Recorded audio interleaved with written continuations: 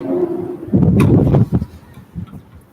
I'm going to read what's been referred to as the Revlon moment in Chapter 14, Corporate Combinations, Tenors, and Defending Control. This is decidedly the factor of defending control. It's heard in the Supreme Court of Delaware in 1986. In this battle for corporate control of Revlon, Inc., Revlon, the Court of Chancery enjoined certain transactions designed to thwart the efforts of Pantry Pride, Inc., Pantry Pride, to acquire Revlon. The defendants are Revlon, its board of directors, and Forstmann Little Co., and the latter's affiliated limited partnership, collectively Forstmann. The injunction barred consummation of an option granted Forstmann to purchase certain Revlon assets, the lockup option, a promise by Revlon to deal exclusively with Forstmann in the face of a takeover, the no-shop provision, and payment of $25 million cancellation fee to Forstmann if the transaction was aborted. The Court of Chancery found that the Revlon directors had breached their their duty of care by entering into the foregoing transactions and effectively ending an active auction for the company.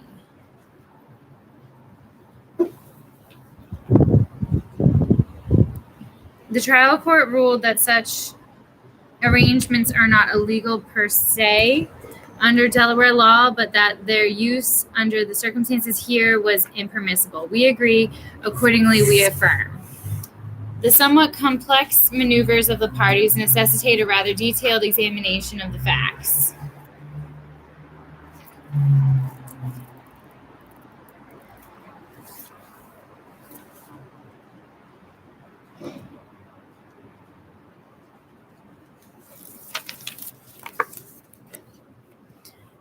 The prelude to this controversy began in June of 1985 when Roland O. Perlman, chairman of the board and chief executive officer of Pantry Pride, met with his counterpart at Revlon, Michael C. Bergerac, to discuss a friendly acquisition of Revlon by Pantry Pride. Perlman suggested a price in the range of $40 to $50 per share, but the meeting ended with Bergerac dismissing those figures as considerably below Revlon's intrinsic value. All subsequent Pantry Pride overtures were rebuffed, perhaps in part because based on Mr. Bergerac's strong personal antipathy to Mr. Perlman. Thus, on August 14, Pantry Pride's board authorized Perlman to acquire Revlon either through negotiation in the $42 to $43 per share range or by making a hostile tender offer at $45. Perlman then met with Bergerac and outlined Pantry Pride's alternative approaches. Bergerac remained adamantly opposed to such schemes and conditioned any further discussions on the matter on Pantry Pride executing a standstill agreement prohibiting it from acquiring Revlon without the latter's prior approval. On August 19th, the Revlon board met specifically to consider the impending threat of a hostile bid by Pantry Pride. At the meeting, Lazard Freres, Revlon's investment banker, advised directors that $45 per share was a grossly inadequate price for the company. Felix Rohatyn and William Loomis of Lazard Freres explained to the board that Pantry Pride's financial strategy for acquiring Revlon would be through junk bond financing, followed by a breakup of Revlon and a disposition of its assets.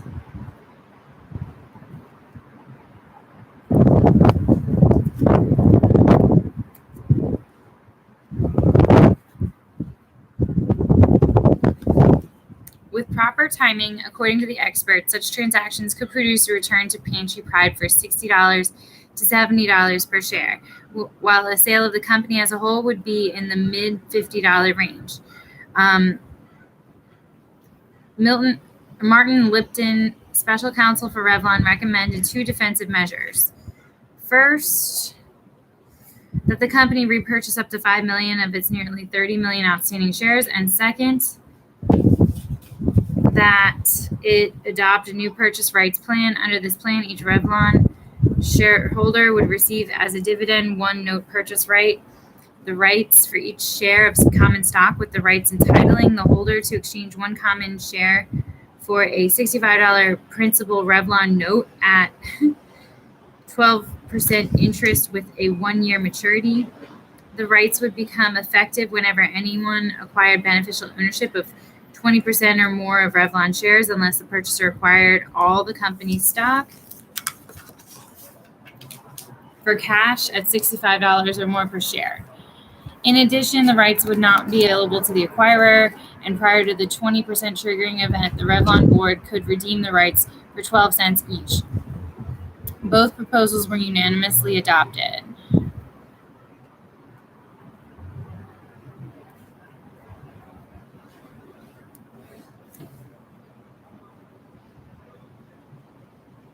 Pantry Pride made its first hostile move on August 23rd of the cash tender offer for any and all shares of Revlon of $47.50 per common share and $26.67 per preferred share, subject to 1, Pantry Pride's obtaining financing for the purchase, and 2, the rights being redeemed, rescinded, or voided. The Revlon's board met again on August 26th. The directors advised the stockholders to reject the offer. Further defensive measures also were planned. On August 29, Revlon commenced its own offer for up to 10 million shares. So this might be self-tender.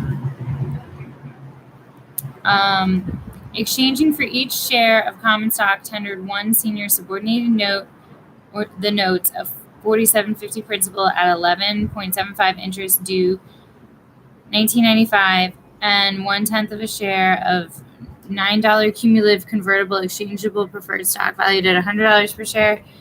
Lazard Frères opined that the notes would trade at their face value on a fully distributed basis. Revlon stockholders tendered 87% of the shares. Outstanding shares approximately 33 million, and the company accepted the full 10 million shares on a pro rata basis. The new notes contain covenants which limited Revlon's ability to incur additional debt, sell assets, or pay dividends unless otherwise approved by the independent non-management members of the board.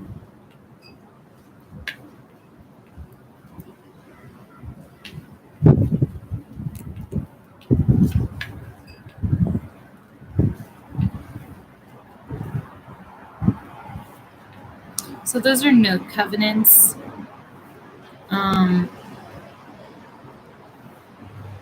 At this point, both the rights and the note covenants stymied Pantry Pride's attempt to take over. The next move came on September 16th. Pantry Pride announced a new tender offer at $42 per share, conditioned upon receiving at least 90% of the outstanding stock. Pantry Pride also indicated that it would consider buying less than 90% and at an increased price. If Revlon removed the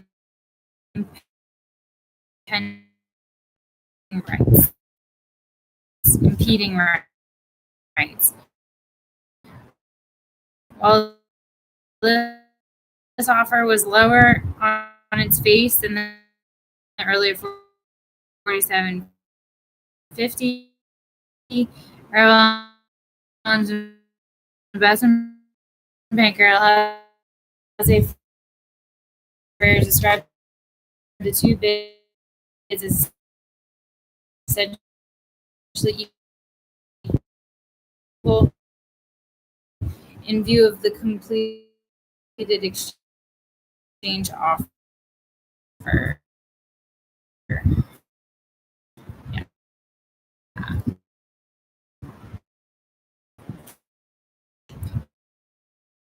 We just talked about with the $100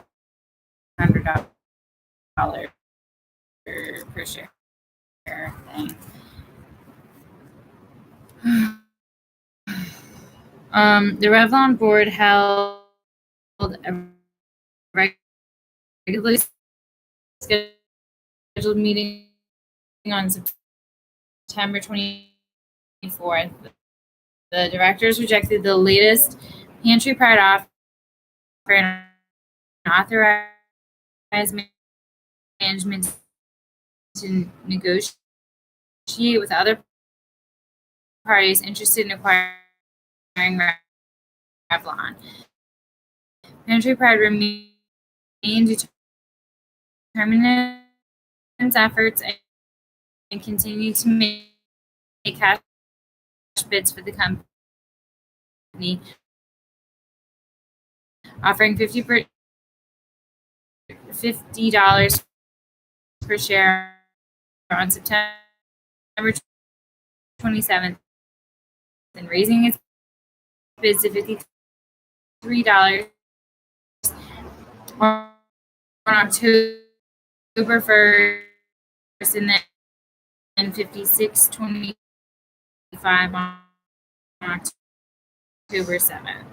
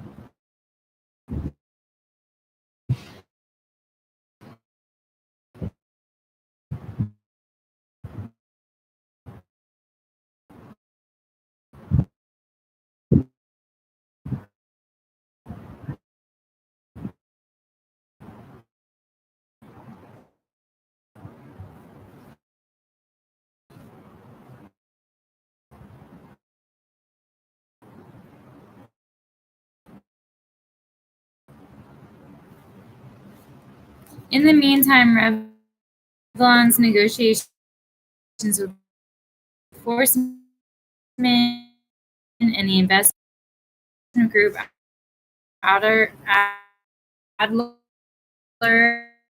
and Shaken had produced results.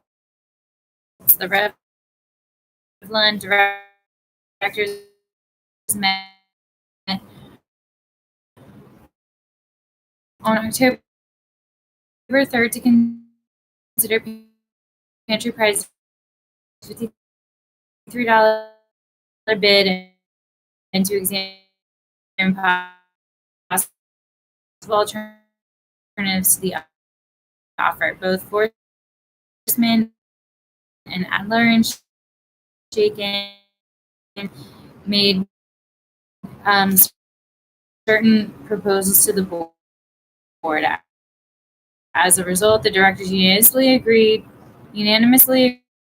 agreed to a leverage buyout by Forsman.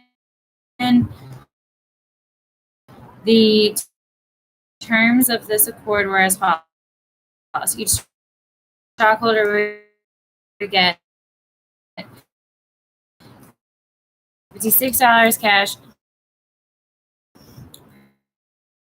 per share. Management would purchase stock in the new company by the exercise of their Revlon golden parachutes.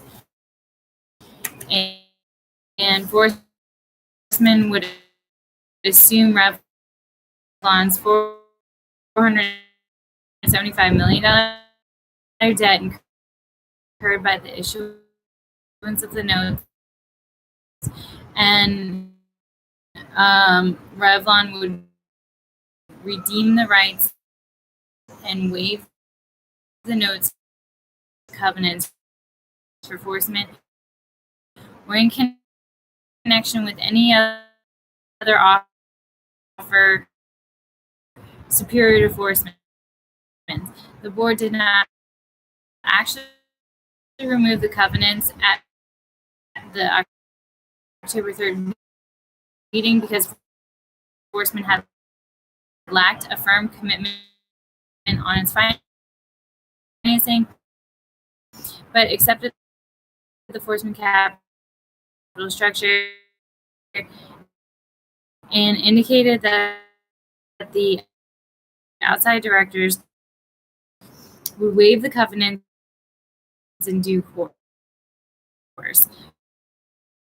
Part of enforcement's plan was to sell Revlon's Norcliffe Thayer and Rehe's divisions to American Home Products for $335 million. Before the merger, Revlon was to sell its cosmetics and fragrance division to Adler Shaken for $905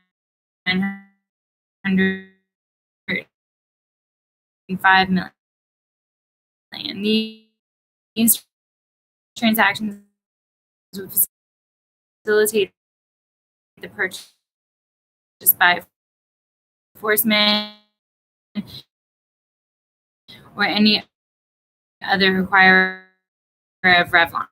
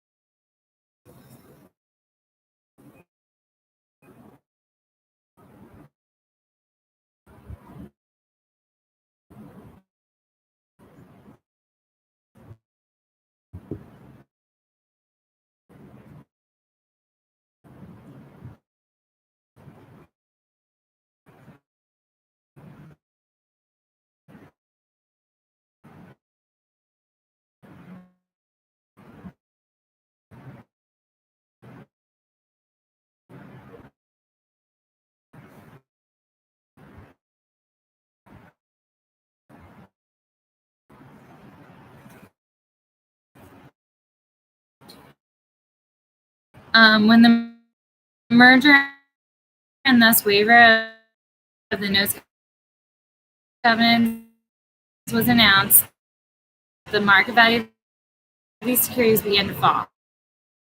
The notes, which originally traded near par around 100, dropped to 87.50 by October 8. One director later reported at the October 12 meeting a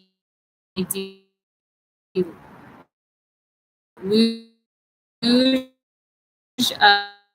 of telephone calls from irate note holders, and on October 10, the Wall Street Journal reported threats of litigation by these creditors. Pantry Pride countered with a new proposal on October 7, raising its 53 offered to 56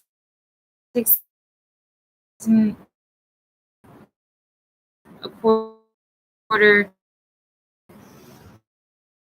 subject to nullification of the rights, a waiver of the notes covenants, and the election of the 3 Pantry Pride directors to the Revlon board.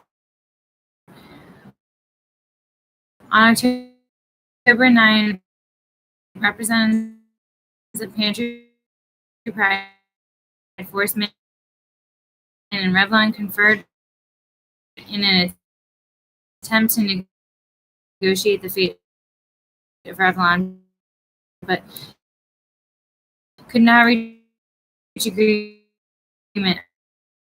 At this meeting,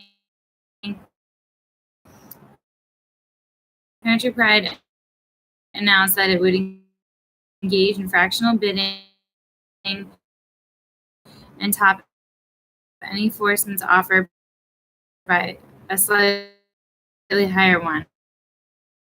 It is also significant that enforcement into Pantry Pride's exclusion had been made privy to certain Revlon financial data. Thus, the parties were not negotiating on equal terms.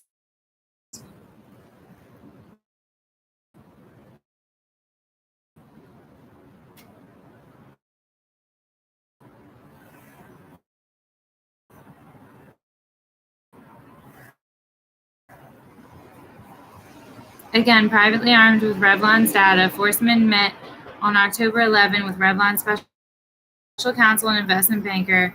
On October 12, enforcement made a new 57.25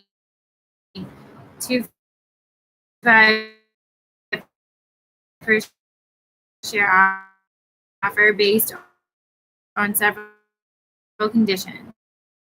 The principal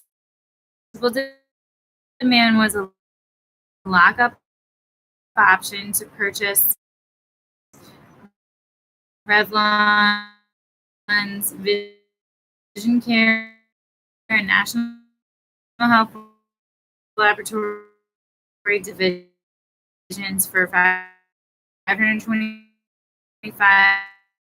million, some 100 to 175 million below the value ascribed to them by Lazard Fairs. If another acquirer got 40% of Revlon shares, Revlon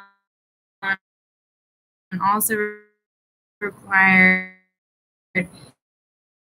and accepting no shop revision. The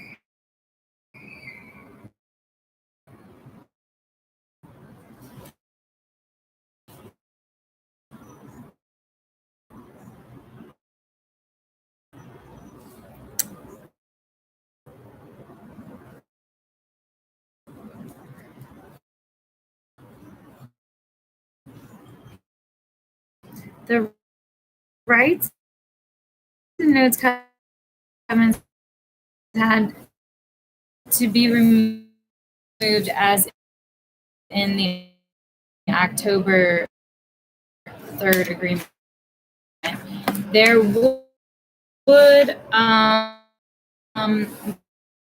be a $25 million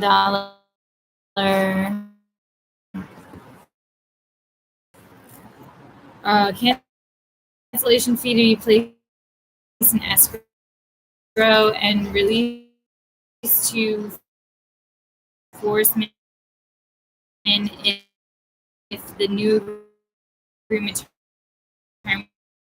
terminated or in another acquirer got more than 19.9% Revlon stock. Finally, there would be no participation in Revlon's management in the merger. In return, enforcement agreed to support the par value of the notes, which had faltered in the market by in exchange of the new notes. Enforcement also demanded immediate acceptance for its offer, and it would be withdrawn. Or it would be withdrawn. The board unanimously approved enforcement's proposal because one, it was a higher price than pantry price bid. Two, it protected the note holders, and enforcement financing was firmly in place.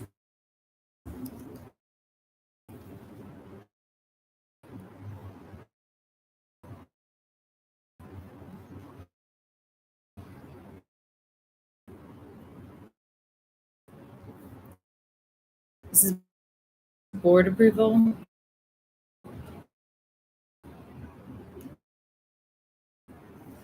Yeah.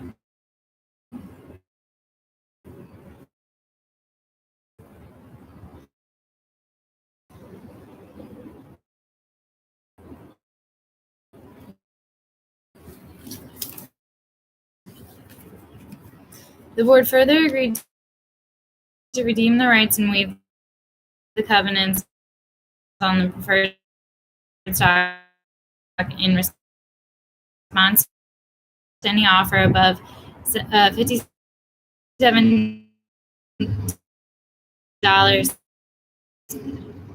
cash per share.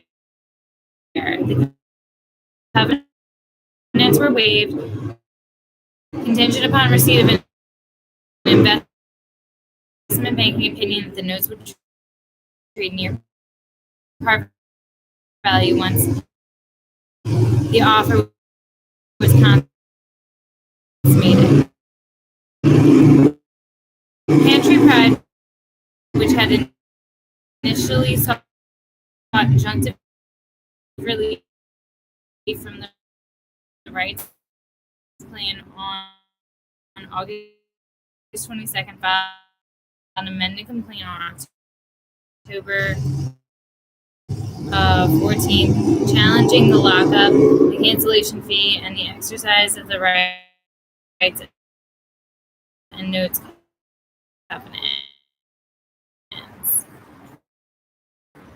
So this is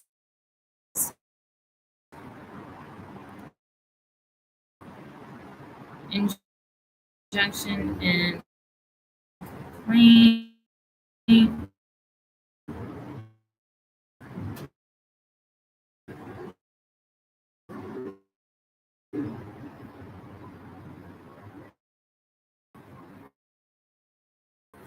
Pantry Pride also sought a temporary restraining order to prevent Revlon from placing any assets in escrow or transferring them to Horseman. Moreover, on October 22nd, Pantry Pride again raised its bid with the cash offer of $58 per share, conditioned upon nullification of the rights, waiver of the covenants, and an injunction of the Forestman lockup. On October 15th, the Court of Chancery prohibited the further transfer of assets, and 8 days later enjoined the lockup, no shop, and cancellation fee provisions of the agreement. The trial court concluded that the Revlon directors had breached their duty of loyalty by making concessions to enforcement out of concern for the liability to the note holders rather than maximizing the sale price of the company for the stockholders' benefit.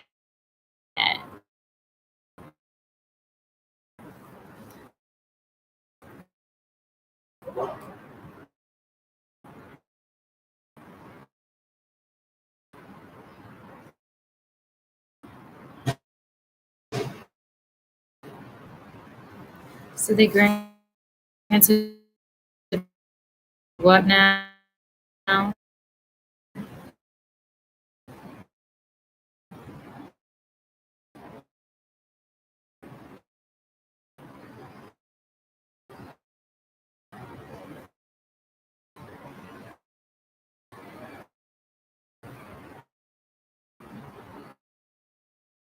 They enjoined the lockup, no shop.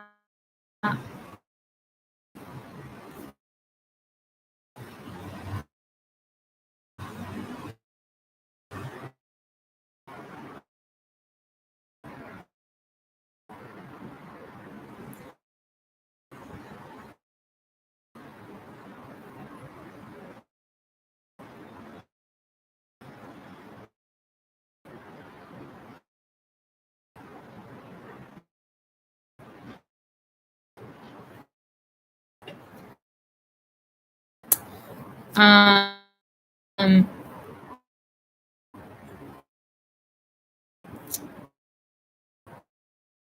to obtain a preliminary injunction, and the plaintiff must demonstrate both the reasonable probability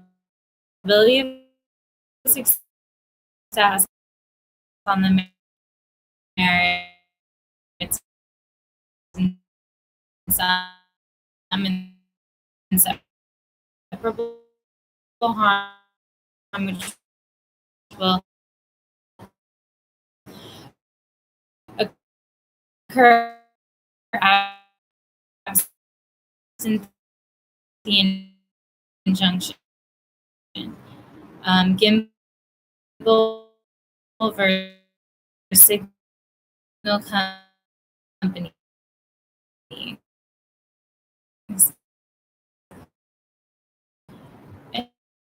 Additionally, the court shall balance the conveniences of and possible injury to the parties.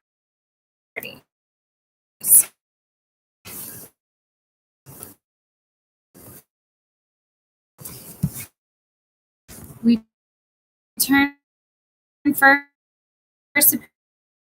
pantry prize probability of success success on the merits. The ultimate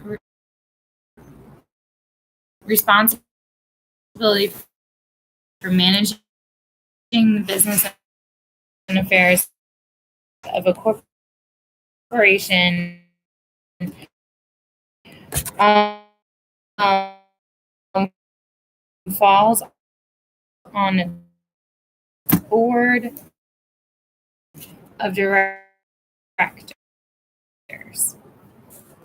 In discharging the corporation and its shareholders, um,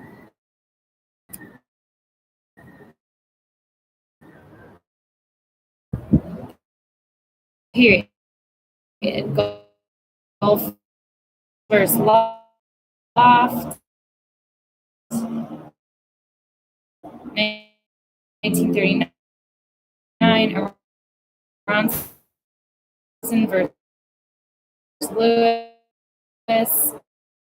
1984. These principles apply with equal force when a board approves a corporate merger pursuant to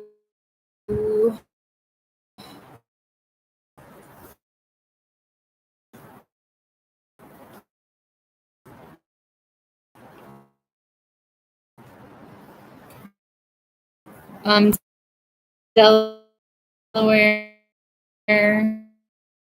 Title 8 of Delaware Code Section 251B